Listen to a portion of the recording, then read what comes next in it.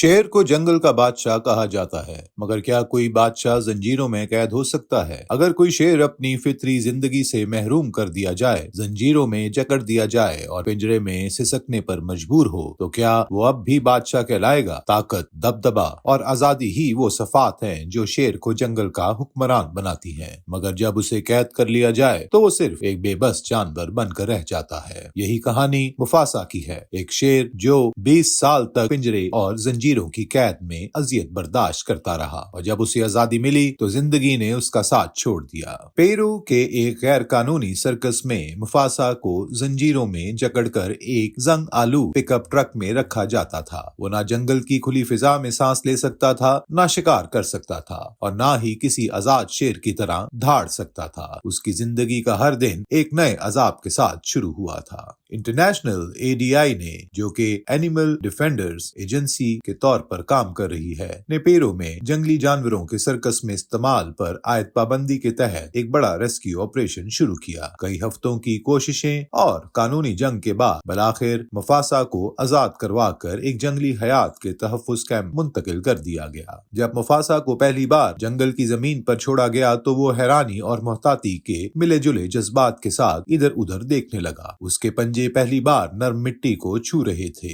اور درختوں کی چھاؤں نے اسے وہ سکون دیا جو اس نے کبھی محسوس نہیں کیا تھا۔ اس کی آنکھوں میں برسوں بعد ایک چمک لوٹ آئی۔ اب وہ قیدی نہیں تھا، وہ پھر سے جنگل کا بادشاہ بن گیا تھا۔ بدقسمتی سے مفاسا کی آزادی بہت مختصر رہی۔ 20 سال کی اذیتوں نے اس کے جسم کو اتنا کمزور کر دیا تھا کہ وہ زیادہ دن زندہ نہ رہ سکا۔ آزادی کے چند ماہ بعد گردے فیل ہونے اور مسلسل بیماریوں کی وجہ سے مفاسا کی موت ہو گئی۔ مفاسا کی کہانی ہمیں ایک تلخ حقیقت سے روشناس کرواتی ہے کہ جنگلی جانوروں کو سرکس، چڑیا گھر یا گھروں اور پنجروں میں قید رکھنا ان کی فطرت کے خلاف ہے۔ ایک جنگل کا بادشاہ اگر زنجیر میں جگڑا ہو تو وہ بادشاہ نہیں بلکہ ایک بے بس قیدی بن جاتا ہے۔ یہ کہانی ہمیں سکھاتی ہے کہ جانوروں کو ان کی فطری زندگی سے محروم کرنا صرف ان پر ظلم نہیں بلکہ انسانیت کے وقار کے بھی خلاف ہے۔ یہ وقت ہے کہ ہم اس ظلم کے خلاف کھڑے ہوں تاکہ کوئی دوسرا مفاسا اپنی پوری زندگی قید میں گزارنے پر مجبور نہ ہو۔ مزید خبروں کے لیے ہمارے ساتھ جڑے رہیے پاکستان اپ ڈیٹس کے ساتھ۔